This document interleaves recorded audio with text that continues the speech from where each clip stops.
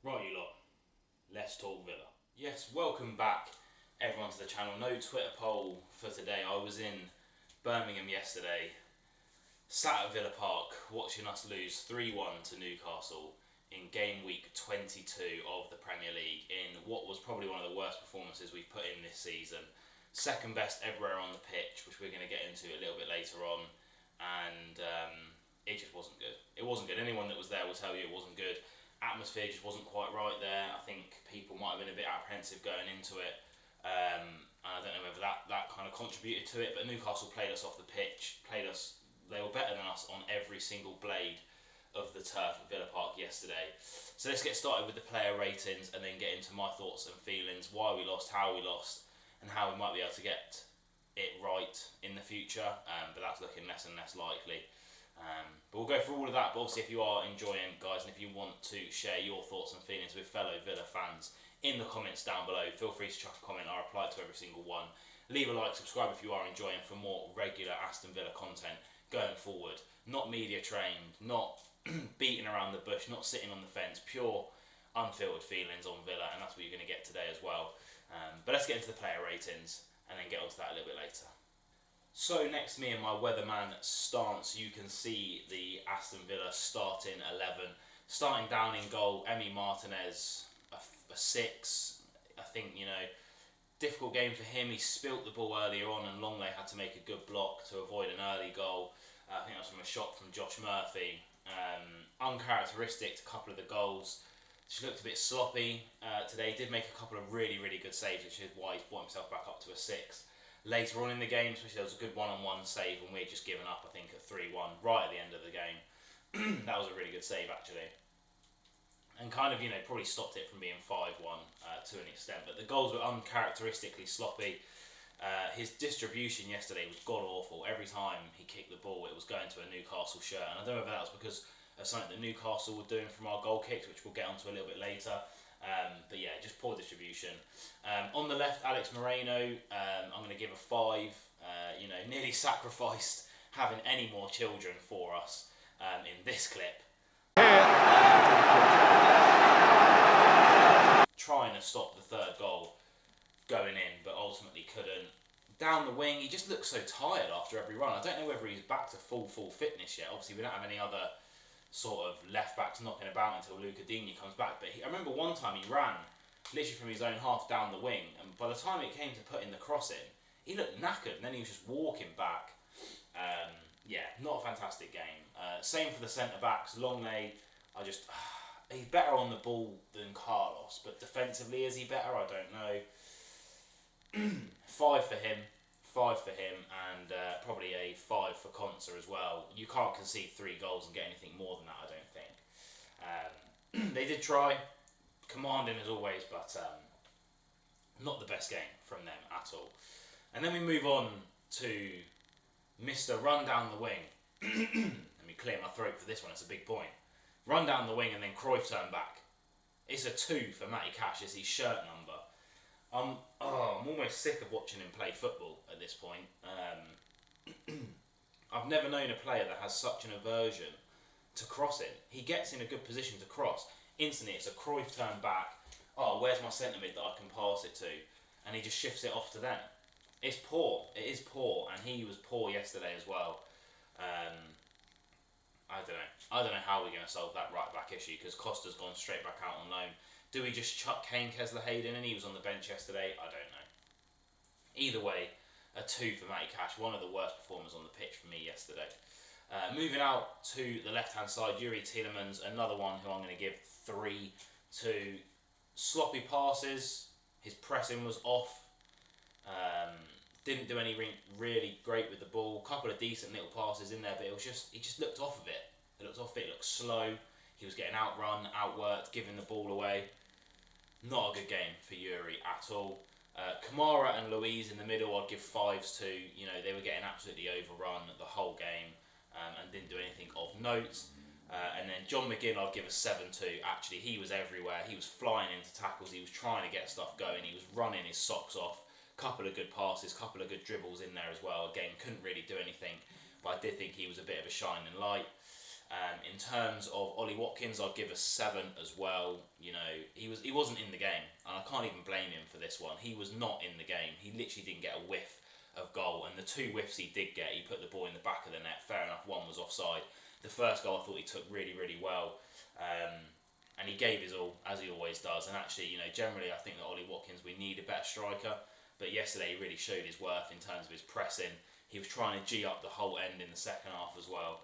And he tried, and he took his goals well, so I can't say anything less than that. And then we come on to our equal worst performer on the pitch, and that's Moussa Diaby. Another 2 for him, same as Matty Cash. He just really needs a run on the bench. You know, I know it took Bailey, who we'll get onto in a minute, a bit of time to settle in the Premier League, but Moussa Diaby was terrible yesterday. Really, really poor. Couldn't get anything going. Couldn't beat his man, really. Couldn't get a sniff of goal. He took it round the keeper one time. You expect him to have a decent shot. It was the weakest and most tame shot I've ever seen. And we got so much better when he came off. The thing I'd say about him is he's clearly going to come good. But at the moment we're playing this slow build-up play. And the amount of times we're knocking it around the back and then it goes out to like one of our wing-backs. And Diaby's made a run. He's in behind his man. But it's just not the type of play that we're doing at the moment. And then you'd see him, he'd stop the run and he'd be a bit like that and then come back. He's clearly a bit frustrated. I think he needs a bit of a run on the bench because he is putting in some absolute stinkers. Moving on to stinkers on the bench that came off Zaniolo. I'll put a little whack up of him here. 3 just came on and got angry. You know, the Newcastle players were clearly targeting him, grabbing his shirt, geeing him up a bit, and then he gets a yellow card.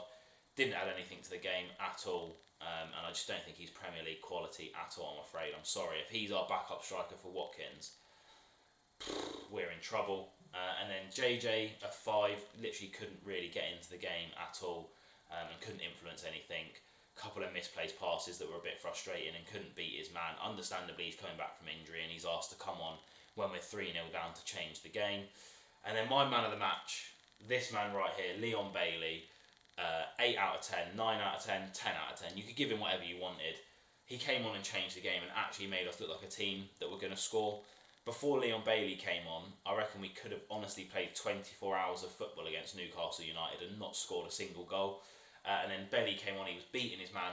He was so good that after our first goal, when Bailey had been on for, 5 minutes, they literally made a sub to mark him. They brought on Livramento and he was just stuck to Bailey. And then Bailey was doing him. He was doing him the whole game. He is easily our best player at the moment, I'm afraid. Him and Martinez, probably our best 2 players. We need to build around them, and he better be starting against Sheffield United because he was electric yesterday. Electric. So what are my thoughts? And what are my opinions? You've seen the title, probably the moment you've all been waiting for, all the positive AVFC brigade ready to call me a negative Nancy in the comments. Probably something a little bit stronger than that. But what do I think? If we play like that, which we have been doing recently, that's no different to the Villa that I've been seeing pretty much since the Arsenal game. We'll finish below Newcastle and we won't finish in the top 7. I can tell you that for free. Spurs are probably going to leapfrog us today. They play Brentford. If they win by 2 or more goals, they go into 4th, we go into 5th. West Ham are looking good for their money. They're coming up. Man United are starting to get a few results. They're coming up. Newcastle starting to get results. Look how they just battered us yesterday. And don't get me wrong, it was a battering yesterday. If I can, I'll quickly throw up the first half stats there. I think they had 9 shots to our 3. I'll throw up the full-time stats there as well. Not really much that you need to see apart from 3 goals for them, 1 goal for us. And like I say, before Leon Bailey came on, we just didn't look like a team that could score if we played them for 6 days straight. Do you know what I mean? Maybe on God's day on a Sunday we might have been able to sneak a goal if Christ himself intervened, but otherwise we were not scoring. We literally needed Jesus Christ before Leon Bailey came on. I don't want to compare Leon Bailey to Jesus Christ, but have you ever seen him in the same room? And it's on, it's on the players yesterday, but it's also on Emery yesterday. I didn't think we set up particularly well. And it's on Eddie Howe as well. The way he drilled his team yesterday, we couldn't handle it. Every goal kick, Newcastle went for like a 5-2-3, if that makes sense. So they had 5 players, 3 lined up on the edge of our 18-yard box and 2 out wide to mark our wide players as well. And we just ended up booting it long, and then Dan Burn won every single header because he's, the jolly green giant and he's at his sweet corn. We couldn't get anything going. Offensively, we just looked so poor and we're so slow. You know, I heard so many shouts from the crowd around me. We're 3-0 down and we're just knocking it round the back. There's no urgency. And then obviously Leon Bailey came on and we just gave the ball to him and he done his thing. But we're playing like a team that will finish 10th, 11th, 12th, maybe. Other teams around us are strengthening. Obviously, we've signed Morgan Rogers officially now. Go watch my video. Shout out to myself. But we just look so bad. Honestly, it was one of the worst performances I've ever seen at Villa Park. The ones that I've been to anyway. Obviously, I haven't been going for a very, very long time because I live so far away and work and stuff like that. But definitely to be fair, I did go to the Stevenage game when we lost 2-1, but that's by the by. You know, Newcastle are a team, you know, let's be honest, they came into this game 10th, dodgy run of form. But you look at our form, you know, I think about after the Arsenal game, like our last 5 or 6 in the Premier League, I think we've got 8 points. You know, we scraped a win past Burnley. We drew 1-1 with Sheffield United, and that was a 10-man Burnley, let's not forget. We threw away a 2-goal lead at Old Trafford. You know, we've just looked poor. And then, you know, you add this game into it as well. We just haven't been good. I don't know what's been going on. I don't know if teams have figured us out, because Newcastle were beating our high line left, right and centre yesterday. Left, right and centre. I don't know if that's because Powell's out and Longlay's come in and Digne's out and Moreno's come in and they're just not quite as good at playing it. But, God, they were beating it. They were beating it every time. Their press was honestly amazing. Every time we got the ball, there was 3 Newcastle players around us and we didn't know what to do. And we couldn't press them either. Look, Emery, I'm sure, will take the flak for this one. The players should be taking the flak for this one. It was a terrible performance. And if we play like that, we will not finish in the top 7. I can guarantee you. We look like a team, like I say, battling out for mid-table. Not a team pushing for Champions League. We've got the replay against Chelsea as well. We've got Sheffield United this weekend. We've got, I think, Man United the weekend after. And I'm just worried. We need to change something. And how does it change? One, Diaby can't be starting anymore. Leon Bailey needs to be starting. I think Morgan Rogers nearly comes straight into the team at the moment just to give us something new. We need Powell and Digne back. That's an absolute must at the moment. I didn't think I'd be saying that about Luca Digne at the start of the season, but we need him back. We need Pau Torres back as well. And we just need something a bit different. I think McGinn needs to go back over to the left. I don't know who comes in on the right, whether that's, you know, Rogers goes on the right and then Bailey goes up front. And you know what? I hate Concert at right back because he's such a good centre back. I can't bear to watch another 90 minutes of Matty Cashball. I can't bear to watch it. So I don't know how we change it. What do you guys think? How do we change it? But I'm just worried that this is the start of the Aston Villa collapse and we're going to rapidly fall down the league because the teams around us are only getting better and signing players in this January transfer window that are going to make them better. And I don't know if Morgan Rogers can do that. Is he going to be the same as, you know, Tottenham signing Werner? I don't know. Hopefully Emery knows what he's doing with him. I think we've just signed a goalkeeper as well. Video on that coming soon. But I'm just really worried about how I've seen us play over the last sort of month and a half. I don't know whether it's, like I say, teams figuring us out or we just absolutely blew ourselves out after the Man City and Arsenal week and we just don't have anything left in the tank. We need to freshen it up. I don't know. Let me know what you guys think. But hey, no matter what, we're still 4th at the moment. Obviously Tottenham have to play today. We've still got a great squad of players and we've still got Leon Bailey. And we'll always support up the Villa. I'll probably be trying to get tickets for the Chelsea replay as well, even though I can't believe I'm going to have to drive 2 hours. Well, I can't believe I drove for a 4-hour round trip. Drove a 4-hour round trip for that yesterday. But we'll always be there. We'll always support and we'll always back the boys. And I'm positive we can turn it around. But over the last 6 Premier League games, I just can't see it happening. Actually, I want to throw up this clip from my last video where I previewed this game. Ezri Konsa to get a goal from a corner. It's been coming. He's been coming so close. That's what my heart's telling me. My brain's telling me we're either going to draw or get me back to believing with my heart, Villa. As always, be nice to everyone, guys, and I'll see you soon.